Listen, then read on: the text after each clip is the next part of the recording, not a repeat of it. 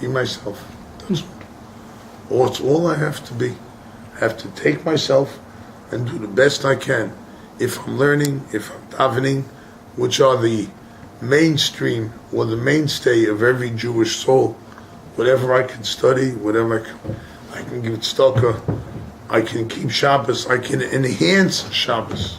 Do we have any idea what Shabbos is? There's one way of looking at it, right? Shabbos is really amazing, right? And it says, the Gemara says, Shabbos is 1/60th of the world to come. You want to know what your reward to be in the world to come is? Think of Shabbos. What do you do now? Right? You go to shul Friday night, you daven, maybe you'll sing L'cha Doidi, right? You'll have a nice, good Shabbos. You go home, you make kiddush, you eat a sumptuous meal, and then you fall apart and you go to sleep. Friday night, right? We sleep till whenever we sleep Shabbos morning, we get up, we go to shul, we daven, right? Whatever we do. Then we have a nice kiddush, and we eat a sumptuous meal, and then we go back to sleep. This is what my world to come is going to be like. This is what I'm looking for, right? Or is there something more to Shabbos than that? Is there a greater level to Shabbos? Is there an internal feeling? Shabbos is a total rest, a total, I get rid of all the things that bother me during the week. I really do. Or I'm supposed to anyway. Get rid of all the things that in my work, I don't think of it. I look at my family, speak about Hashem, we speak to the children, we speak to the wife, the husband, whatever it may be. We're always trying to connect on a higher level, to connect to Hashem. That's what Shabbos, that's what the world to come is all about. But you realize how much we could do that, right? The Pasuk says, we say it Friday night, V'shamru b'nei Yisrael es ha-Shabbos, right? What's the nigga? V'shamru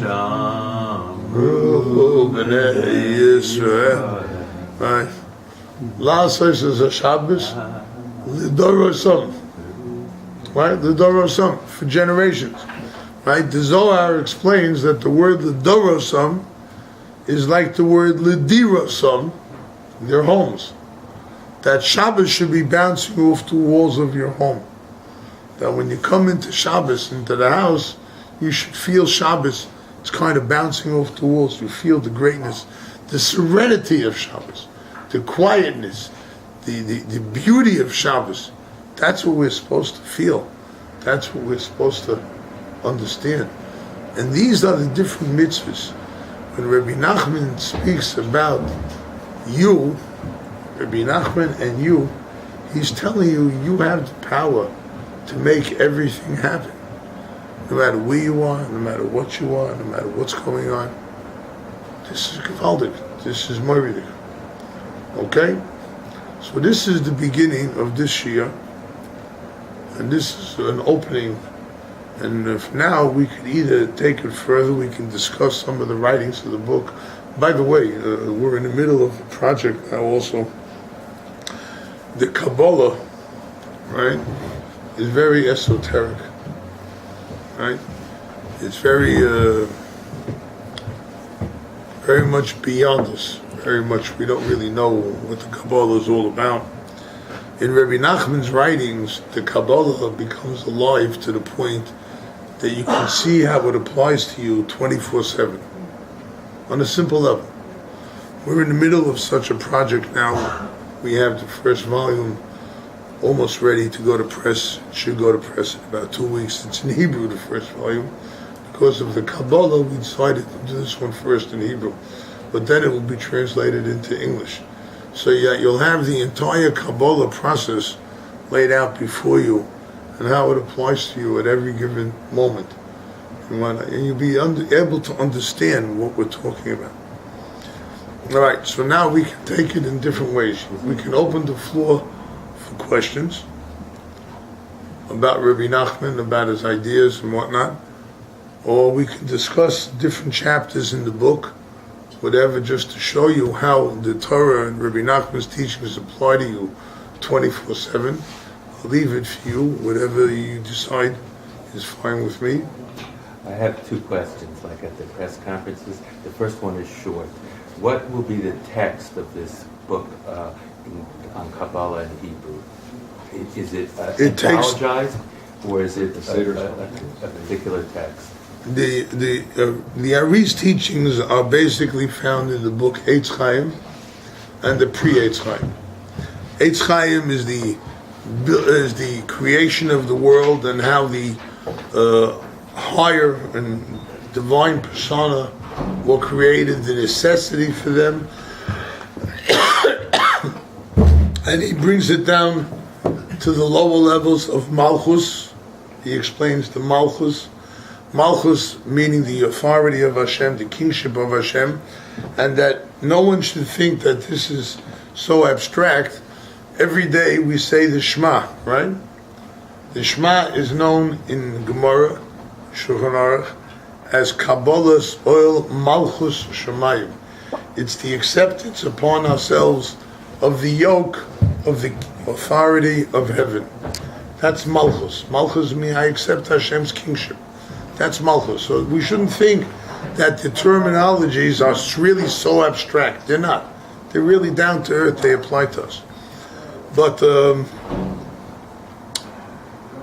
the idea is this first volume covers the first part of the Eitz Chaim, which is the creation of the world, right? The shattering of the vessels, why it was necessary, and that it broke into many sparks of holiness, and how these sparks can be rectified.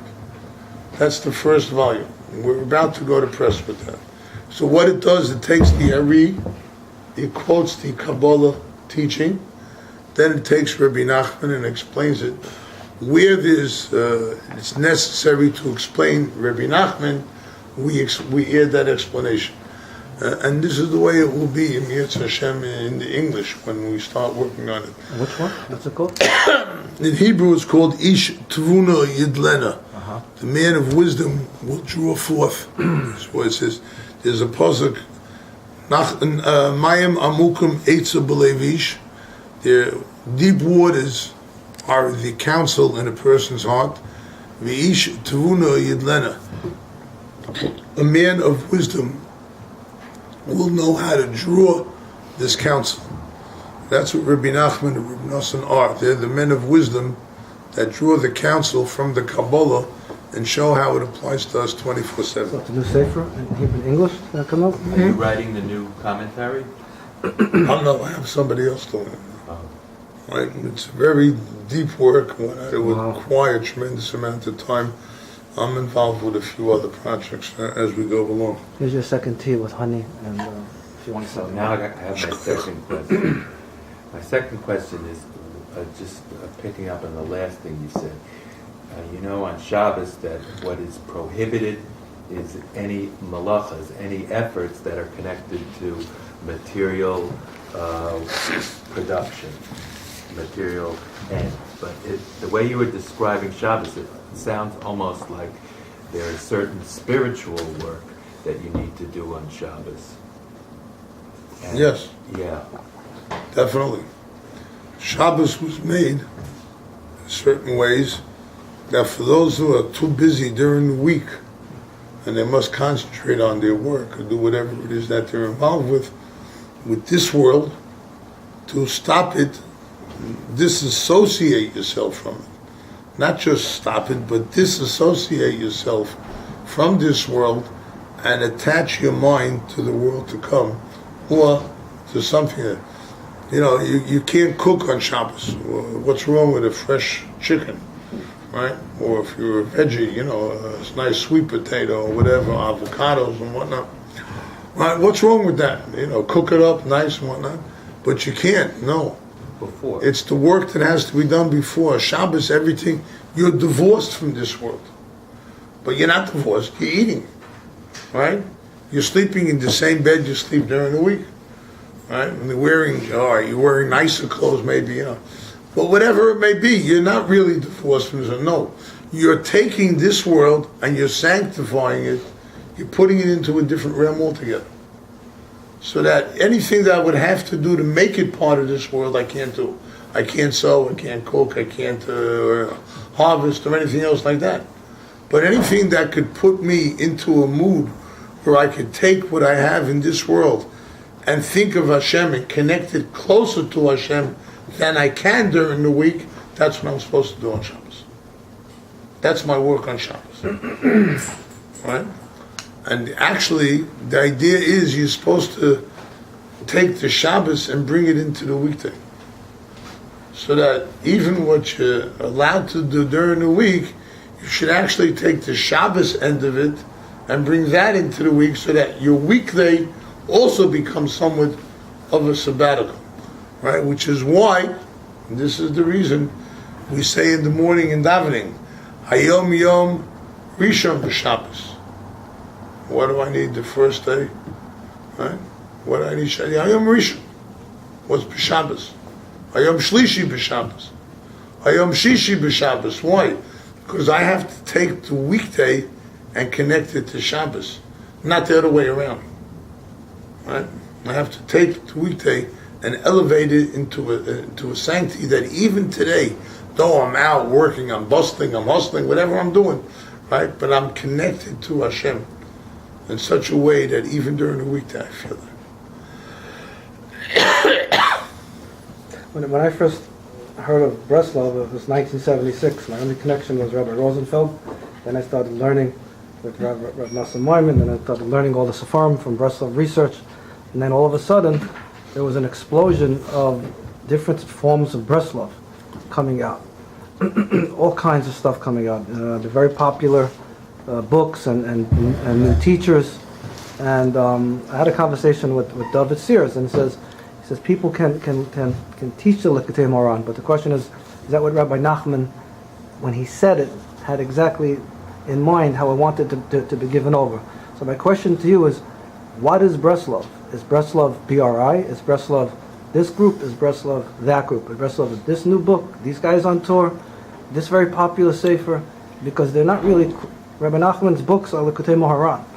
That's it. But people now are taking it and they're adding their stuff. And I'm not saying it's bad. It's very good stuff. But what is Breslov? What has Breslov become? Is Breslov this or that? Or it's not that and it is this? Or it's everything? Or what's closer to real Breslov? You know what I'm saying? It's like people tell me, oh, this guy's in town, this guy's in town. I'm not connected to any of that. Did you ever think what it means when you go into the frying pan and they turn up the heat? You ever think what it means when they cook you? And is that what you're trying to do to me? No, I just want to know, what is What is Breslov? No, because David Sears told me that we have to be very precise and very connected to what Rabbi Nachman originally said. What was his purpose giving over this? Because other people are doing their own stuff. I don't want anyone here to misquote me. If you do,